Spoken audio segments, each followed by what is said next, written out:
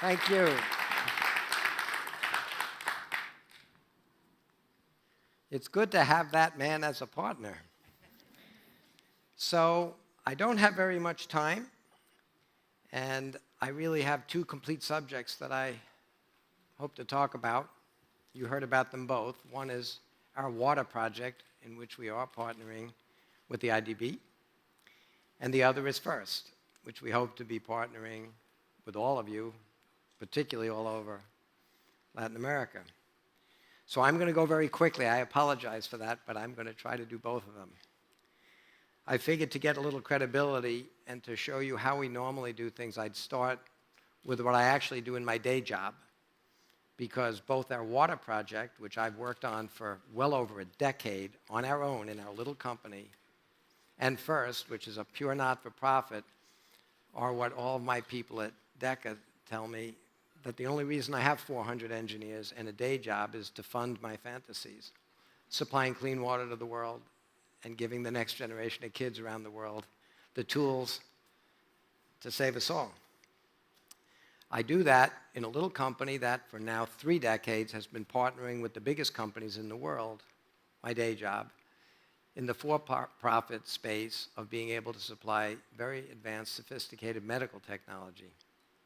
I have no marketing, I have no sales, I have no distribution.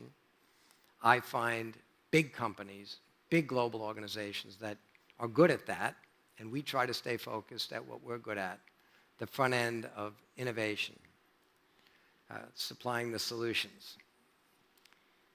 I'm going to show you just a couple of samples of that and then move into FIRST and water, where we hope, again, to be the little catalyst that helps 2 of the largest organizations in the world make a big difference. This is a stent. There's a few 100,000 of our stents in people. It helps eliminate open heart surgery. We did that with Johnson & Johnson, the largest medical products company in the world. Then we have home dialysis. More than 2 decades ago, we were told, you're crazy, you can't let people do dialysis, life support at home by themselves. We made a machine simple enough that with these little cassettes, it could be done. We got it approved. We're now in about 70 countries. Baxter, the world's largest supplier of dialysis, is our partner for this. And by the way, they have huge, huge businesses all over Central America, South America, Mexico. It's their largest market for this machine. We've delivered more than 250 million therapy cassettes with this machine, most of them outside the US. We've now got a next generation of it approved this year, and we have now a home hemodialysis machine. And this machine will be primarily used around the world where they don't have clinics, where people desperately, with end-stage renal failure, need life support. We're in the final days of waiting for the clinical trials to end outside the United States, in particular, to launch this product. As you heard, one of my partners is the United States Department of Defense, and we've built for them a device to help soldiers. I have great video of this, but we don't have time to show it. But this was built 5 years ago as the first unit. We built about a dozen of them. We put them on soldiers. We did clinicals. They hugely improved the capability of people that have literally given their arms for their country. But over the last couple of years, we've made the next generation, and here it is. And we've put 25 of these on people already. They're twice as fast and twice as strong as the one you just saw, and we're very excited about these. But that's not what I'm here to talk about. That's my day job. Now we're going to talk about water, a project that we are hoping that President Moreno and the IDB, who share our vision, are going to help us create a reality. Most people don't realize that the #1 health problem in the world, in fact, all the heart disease and all the diabetes and you name all the diseases you know, you add them all together, they're half of all chronic human illness. The other half, all by itself, would go away if you just gave people clean water. About 2 million kids die every year just because they don't have clean water, most of them under 5 years old. So we decided we need, as your president has said, we want to demand a solution and we want it fast. Well, big infrastructure-based solutions don't happen fast. And in fact, for things like water, it's been demonstrated over the last many decades that in many places in the world that don't have the infrastructure, it may not happen at all. The example I'll give you is for 50, 60 years, people have known that communications technology is crucial and valuable as a productivity tool. But try as they would, no government agencies, no big companies ever got landlines, telephone poles, copper wires, and phones all over the world. Suddenly, instead of hand-me-down old technologies like phones, suddenly the most sophisticated, advanced technology for communication ever developed, the cell phone. There's 400 million of them in Africa. They're changing the world. And there's kind of an irony that it took the most sophisticated technologies to finally leapfrog ahead and give the developing world something very valuable.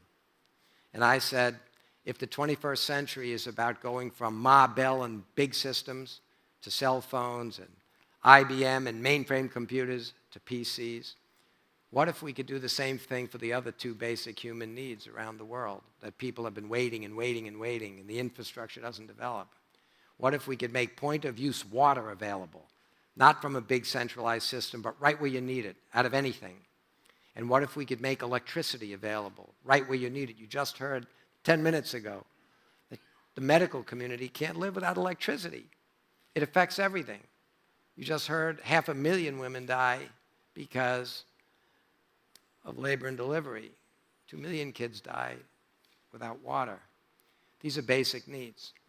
So we decided we would go after a way to make a box small enough that you could carry it anywhere, and big enough that it would make 1,000 liters of pure water every day. And we said, around the world where there's not a lot of infrastructure, we can't make a little box that needs osmosis membranes if you're using the ocean because it has salt, and charcoal filters if you have to pull chemical waste out, or inorganics and metals and industrial waste. And it can't use chlorine to kill bioburden and cryptosporidia and giardia if you happen to have biological organics, because you get the box somewhere. How are you going to get that supply of all those things?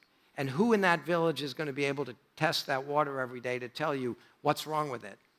We said we have to make the box simple and reliable, and it has to last for years. And we said it has to be completely agnostic about what the water is that it's cleaning. And it has to require no filters and no membranes and no chemicals. And the entire operating system has to be, you take one of the two hoses on this black box and you stick it in anything that looks wet, an ocean, a latrine, a chemical waste site, and out of the other hose comes the world's purest water. If you saw our machine upstairs, you saw that. That water meets the US Pharmacopoeia standard for water for injection, because we make it pure the way nature does. You go up in those clouds, and the water that came out of the ocean didn't go through osmosis membranes. And you go up in those clouds, and the water that came out of a chemical waste site or a latrine wasn't treated with chemicals up there. It's pure distilled water. Nature literally boiled it, purified it, cooled it down, and it comes down as rain. The trouble is the amount of energy it takes to boil 1,000 liters of water a day is 10 times the amount of water that a whole American household needs. That's what inventing is all about. We said, what if we could boil the water and then inside our machine compress it, so even after it's turned into steam, make it even hotter, compress it. But we compress it so much, even though it's hotter, it'll turn back into liquid. And if we turn it back into liquid in our sealed system at a higher temperature than it boiled, and we take that energy away in a counterflow heat exchanger from our compressor, then that water that just took all that heat of vaporization, got it returned as the heat of fusion, will come into the input side of our machine with the new bad water, instantly flash boil it, and the process will go on. So what if we could boil the water, recover all the energy, send the pure water out 1 or 2 degrees hotter than it came in, like the machine you saw, and keep reusing the energy? Well, how much energy is going through our compressor and our heat exchanger? 25 kilowatts. How much energy does it take to run the whole machine? Less than a handheld hairdryer. And after only about 11 years, it works like a charm. So we made that machine. And here it is, a black box with 2 hoses, and it fills 50 of these 20-liter containers every day with pure water. Unfortunately, I said, it doesn't need chemicals, it doesn't need filters, it doesn't need membranes, it does need one thing. It needs electricity. There are many places in the world that have some electricity, some that don't. For the places that don't, we work on another little box that'll turn any source of fuel, gas or liquid, into electricity. This will make a few kilowatts of electricity. And we ran for 6 months in Bangladesh, 2 villages, and we made electricity from the methane gas coming off a pit full of cow dung. And we were just sucking that bad methane gas that you don't want in the environment anyway into the machine, keeping the machine running, and each village had its own little electric utility and its own little water utility. We didn't have any cows here in Manchester where I took these pictures, so we cheated and we're using some propane. Now, here's the rub. This is where you come in, Mr. President. I took these boxes to the clients I've had for 30 years, the biggest medical companies in the world. They're good friends. They sell our products, they make money, they pay us royalties. And they're all great companies, but they said, Dean, we can get that stuff. We're so big, we can get that to 50, 60, 70 countries, all over Europe, Japan, North America. But Dean, there are 206 countries on this planet. About 100 of them don't have an economy that supports medical products. We have no better way to get there than you do. What am I going to do? I don't want this to be a science fair project. And I thought about it and thought about it and thought about it. I was trying to figure out, how can we have an innovative solution fast? Well, it turns out there's one company that doesn't sell incredibly expensive, sophisticated medical equipment like all my clients. There's one company that gets their product about a nickel at a time to any village on this planet. They not only sell their product, they manufacture their product in 206 countries. That company, of course, is Coca-Cola. I went to the Coca-Cola company in Atlanta. I met with their chairman, Muhtar Kent, and said, you got to help us get these boxes out. Your company has spent 125 years becoming the world's largest, most efficient global logistics footprint. They have 300,000 people just in Africa. He said he'd try to help. He said, we got problems of our own. Help us build a next generation of fountain equipment using all your expertise with moving and measuring fluids. So we built for them, and some of you might have tried one of these. They recently launched them. We built them a machine that essentially will manufacture any one of their 126 different products in real time. And here it is. And I said to them, we'll design that for you. If we exceed your expectations, then you can launch that product. Help us figure out what we can do. He's not only helped us, he's the real deal. He was born in Turkey, grew up in Mozambique, spent time in Africa, in Asia, in Indonesia. He knows the need. He travels the world to all of his country partners and bottlers. He took us to meet the president of one of the largest bottling companies in the world in Mexico, a good friend of his. Showed them what we're trying to do. He introduced us to the people that are incredibly efficient and effective in Paraguay, in Africa. We did a trial with 15 machines under their control in Ghana. And in 4 months, we produced in 5 different schools with 5 of these machines 140,000 liters of pure water. We took some of the video from those schools and made a little demonstration video for his board. They were so impressed. Their only question when he asked was, how can we move fast? A few months later, they gave us enough resources to make a better machine than that little machine you saw. And the only thing that they were really pushing us on the way of technology was, Dean, can you make it red? We made it red, and Muhtar Kent is very proud of the machine and our relationship, and he said next summer, which is last summer, we'll be the biggest sponsor of the International Olympics. Let's put one of these machines on stage at the Olympics. So last summer, there's Muhtar Kent, the chairman of the Coca-Cola Company, with Will.i.am, some other people that are helping us, and there's their new little machine.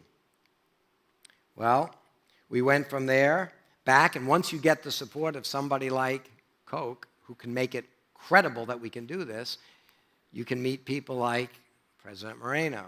You can meet people like Bill Gates, who flew to New Hampshire and watched us build a whole bunch of these. This is before we painted them red.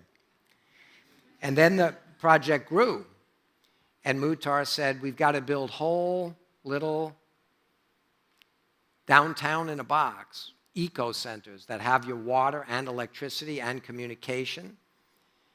And we have to create a way for micro economies, make micro loans to entrepreneurs. He wants 5 million women in the developing world to run these machines. And so we built out of shipping containers. Now we have 4 of these for real. This was only a model and a cartoon. And then he said last year, I'm going to make a 2-minute video to show for the first time in the world what we're doing together. And since we already have real machines in Ghana, I'll have real footage. And we were trying to get the machines up and operating in Paraguay, but all we had them on the trucks on the day of his board meeting. But he said, Dean, we'll just tell people the story continues. And he asked me to go to Atlanta, where he showed this video to not only his board, but to, at the annual shareholders meeting, to all of the Koch family.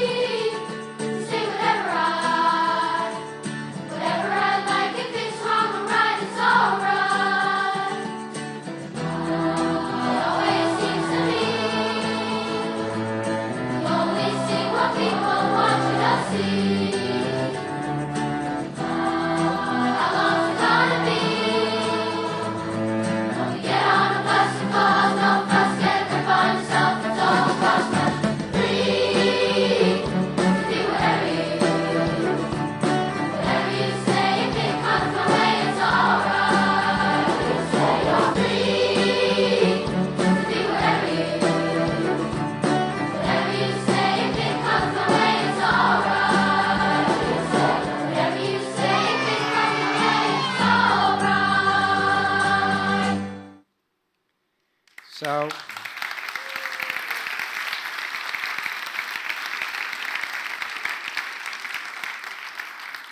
since they made that video,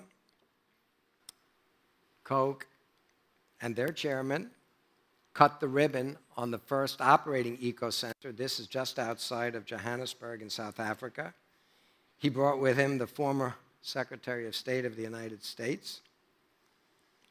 There's the actual unit supplying electricity, water, refrigeration, and everything you saw in that video. There'll be 4 of these operating, and a couple in Mexico and a couple in Paraguay and hopefully Haiti soon. And we're excited, and we think this is about, if you tried to imagine, in my mind, a better partnership than the world's largest, most distributed brand, Coca-Cola. My little slingshot machine, the machine that David used to kill Goliath, that's why we call it slingshot. And the Goliath problem of the 21st century is bad water, and this little machine will be the slingshot for 2 billion Davids. And then you combine the resources with someone with a vision like your president, who knows how to help build sustainable micro businesses, and we can transform very quickly, the future in terms of basic human needs like water, power, and communications, because we're doing it from the bottom up. So I wish I could talk more about that and my little Sterling. Yes, it's coming along, and yes, we have a partner for it now, and it happens to be the largest energy company in the United States. So we're pretty sure we're going to be able to start delivering production quantity and quality and cost on these soon as well. But we can't talk about that now, because we're going to talk instead, again, as President Moreno said, about FIRST. And by the way, for those of you who think, yes, I started it in the United States, and yes, 20 years ago I realized kids in this richest country in the world that are surrounded by technology aren't investing their time and their passion to understand it and improve it. They take it for granted. They think it's a birthright.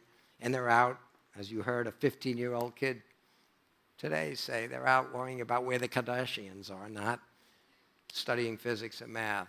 They don't realize that with all the privilege they have, they should have responsibility to keep raising the bar. But before you think, well, this first thing is just in America, I'll show you a slide at the end. But there are last year's in the first year we did this, we had 23 teams. It was one of Dean's crazy ideas: convince big companies to adopt local high schools, let world-class scientists and engineers become mentors for kids using the excuse of robots to teach them math and science and engineering and problem solving. But by the second year, we had 50 teams, and by the third year, 100 teams. And a banker would appreciate this, Mr. President. We have had, in 22 years, 55% compound annual growth, which says that we ended last year with 29,000 schools in 69 countries, with 121,000 volunteer scientists and engineers as mentors, 152 universities that, if they want to put their name on one of our robots and get all that publicity at one of our major events, they have to give us a full scholarship. So last year at the championship, we handed out $16 million in scholarships. So this program, which is entirely not-for-profit, run by volunteers from major corporations, but before you think it's just in America, how many of the 22 countries that you serve, how many countries had at least one team last year come to one of our events? 18. How many schools last year that are served by the countries you serve had teams last year? Not kids, not individuals. How many schools had teams? The answer is a little over 1,100. And this year, already signed up for our January kickoff, we have 1,300 teams. And maybe after today, we'll have a few more. So I'm going to give you, because I'm sure I'm going to run out of time, the fastest review of the growth of FIRST you've ever seen. And then I'll end with a little 3-minute video that shows some of the excitement, because this video, you have to believe the guy in the video. It's the voice of God, Morgan Freeman. So here's where we were in 1992 with 23 teams in Manchester, New Hampshire. By the next year, second president. By the way, there have been 4 presidents of the United States since I started this thing. I've told each of those presidents, please, Mr. President, don't help us. We don't want to turn FIRST, the most exciting sporting event you've ever seen, into another curriculum-based program that only gives advantage to the advantaged and intimidates or scares particularly women and minorities that don't seem to go into science and engineering. But, Mr. President, what you can do is bring the winners of our competition every year to the White House and give them the same prestige you give the winners of the Super Bowl or the Academy Awards. Sports and entertainment is a fun part of life. Science and technology makes life possible, security possible, healthcare possible. You've got to convince kids that the superstars that are willing to work at science and technology deserve the same recognition in the White House. And 4 out of 4 of them, 2 Democrats, 2 Republicans, bring our kids to the White House and give them that recognition. And you'll see that in the video. We outgrew Manchester and started doing our championships at a little place called Disney. They would build us Olympic Village every year for 5 years, 6 years. Then we outgrow them, and they said, we can't double again for you next year. We can't give you 55% growth. We said, that's okay, we'll make you one of our regionals. Now we have 66 cities holding regionals. By the way, we have regionals, 2 of them in Mexico next year, in Monterrey and in Mexico City. We'll probably have one in Brazil, maybe Colombia, Mr. President. We outgrow them and we go to the Astrodome. Then we outgrow the Astrodome and we go to the home of the 1996 Olympics. Then this third president invites our winners to the White House, including, we have Little League, just like all sports in high school. There has to be Little League. Well, our Little League is Lego League, and we partner with the Lego company. And yes, you can chase the president around the White House with a 120-pound robot. And no, the Secret Service has no sense of humor. This is what we look like at the championship in 2011. And here's the rub. We were getting bigger and bigger. I have 3,500 corporate sponsors and a lot of big banks in every community. But still, unless you're on a team, nobody heard of our sport because we don't have the entertainment community behind us. So who's an entertainer that gets to this generation? Well, how about in 2011, the guys that did the halftime show for the Super Bowl, will.i.am and the Black Eyed Peas.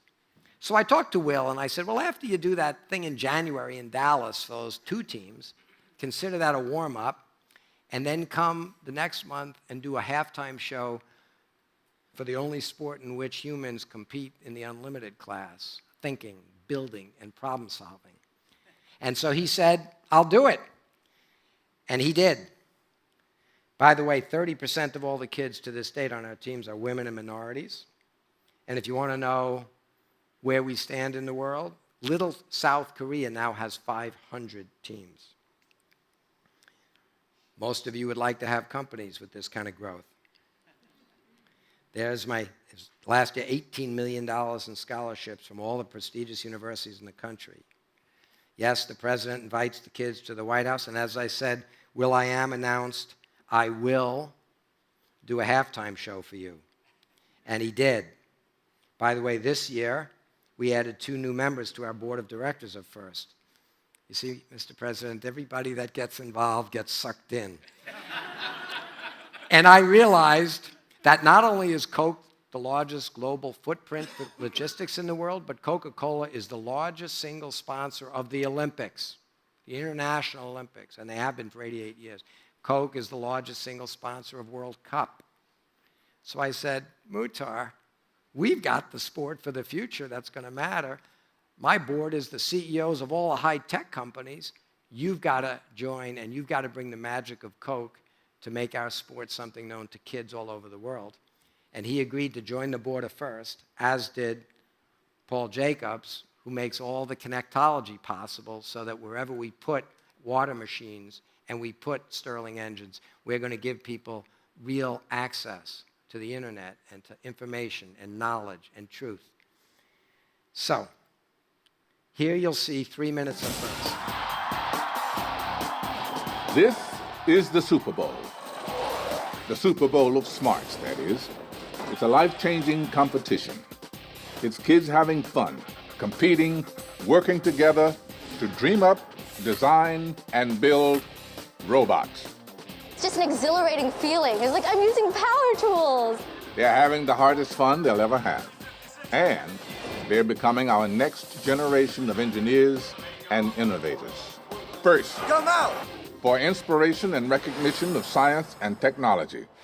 My teachers were some of the greatest influences on my life.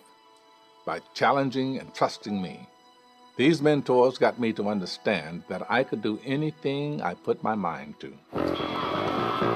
First mentors are changing kids' lives every day. Professional engineers, teachers, parents, teaming up with young people not just to build robots, but to build confidence and self-respect.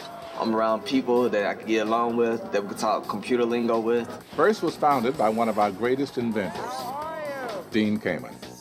Dean saw that kids mostly look up to sports heroes and movie stars. So we said, If we've got a culture now that's obsessed with sports and entertainment, let's inspire these kids to be big thinkers the same way Shaquille O'Neal can inspire them to spend dozens of hours a week bouncing a ball. Our president agrees.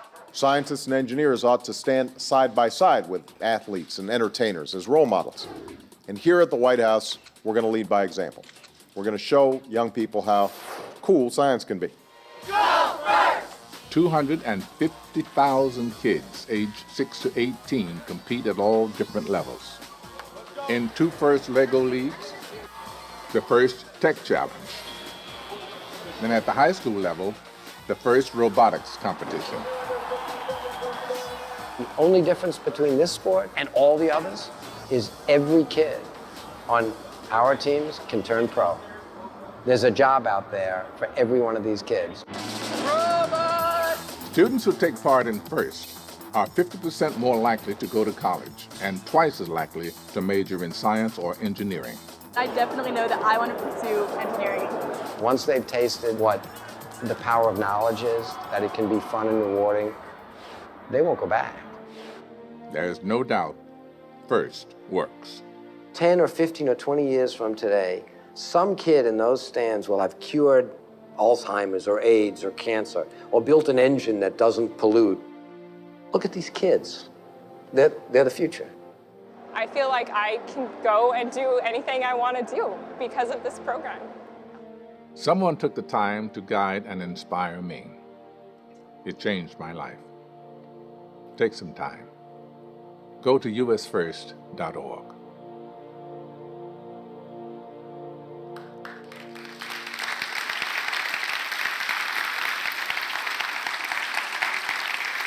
So,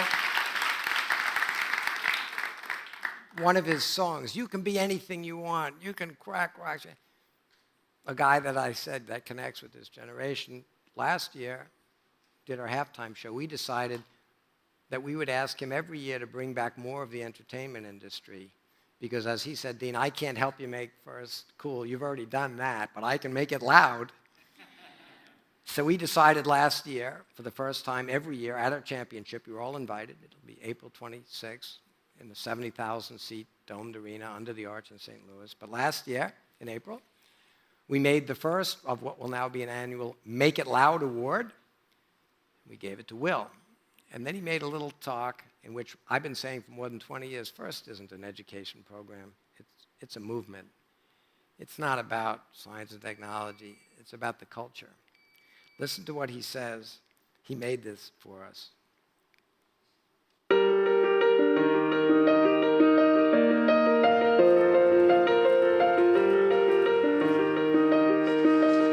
That's last year's robot.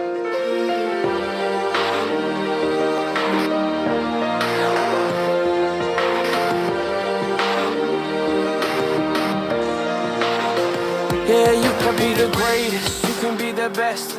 You can be the King Kong banging on your chest. You could beat the world, you could beat the war. You could talk to God, go banging on his door. You can throw your hands up, you can beat the clock. Yeah. You can move a mountain, you can break rocks. You could be a master, don't wait for luck. I see the brightest minds all collected here under the concept of FIRST. And the world's gonna know your name.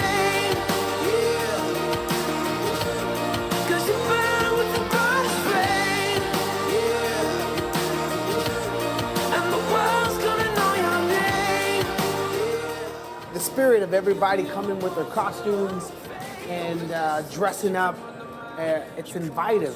It's something that we can duplicate, right? I haven't seen anything like it.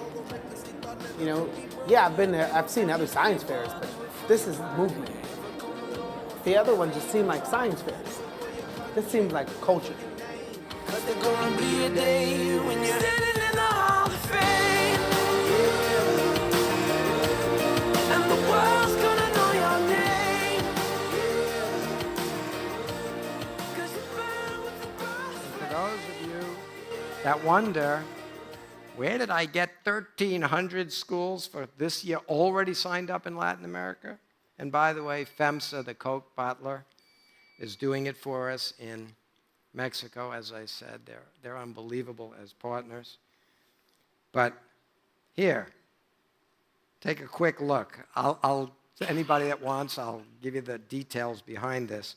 This is 2013, 1,101. This is already signed up for this year, 1,234 plus 45 plus 56. So you'll be in the 1,400 or more by the time we get to January. But the real answer is that's great compared to anything else ever done like this. But it's terrible when you think that it's not available to every kid. You saw what happens when a 15-year-old kid is given some tools and some encouragement. The world needs millions of kids like that, and FIRST is helping to make them. And I'd like to think the IDB will help as a great partner, particularly in all these countries. So, for those of you that are skeptical, one of my all-time famous quotes was Margaret Mead, an anthropologist, who said that you should never doubt that a small group of thoughtful, committed citizens can change the world. She finishes by saying, indeed, it's the only thing that ever has. Big, fat, dumb, and happy, I'm on top, I have high inertia, I don't need to change. Change always happens because, as he says, you demand solutions. And the people from the bottom, with access to technology, I think have a better shot at fixing the world right now than anything else. And with leadership like yours and some other big organizations like Coke that are willing to let change happen and to be partners with us, can fix it. So thanks for the opportunity to be here. Congratulations on everything you're doing. I do happen to have little cards that each one of you can take away to figure out how to get involved with FIRST. Thank you.